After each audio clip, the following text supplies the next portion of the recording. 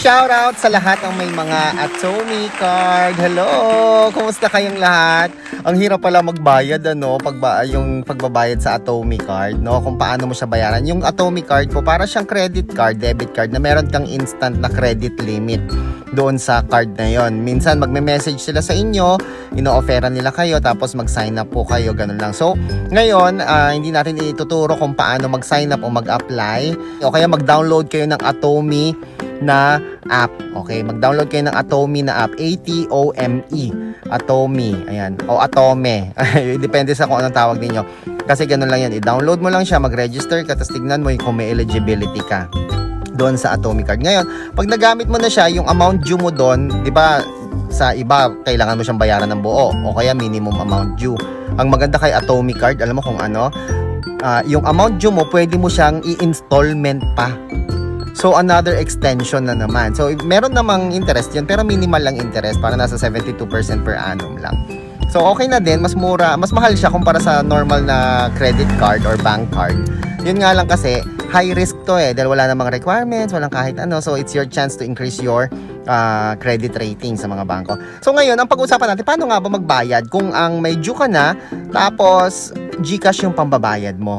Panoorin niyo po yung video na to. Okay, open your Atomy app. Ayan, Atomy. Tapos, pindutin niyo yung Pay Now. Pindutin yung Change. Mag-pay tayo gamit ang GCash kasi. So, over the counter. Confirm payment. Create payment. Ang piliin natin yung Dragon Loan kasi meron to sa GCash. Create payment. So, ito na po yung ating code. So, pupunta na tayo ngayon sa ating GCash. Piliin ang Dragon Loan. Tapos yung amount, tignan natin kung magkano yung amount. 189242.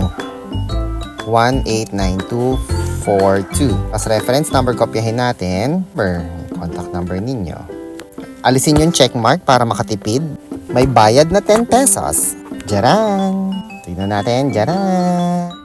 Ganun lang pala mga kaibigan, napakabilis lang pala, no? So, wag ka na maghula-hula pa kung paano, wag ka na mag-trial and error dahil baka mamaya masayang lang ang iyong pera, problema ka pa, ma-hassle ka pa, paano ma-retrieve yung pambayad mo, lalo na kapag kayo po ay nagkamali. Okay, share nyo po yung video na to and happy 30,000 subscribers.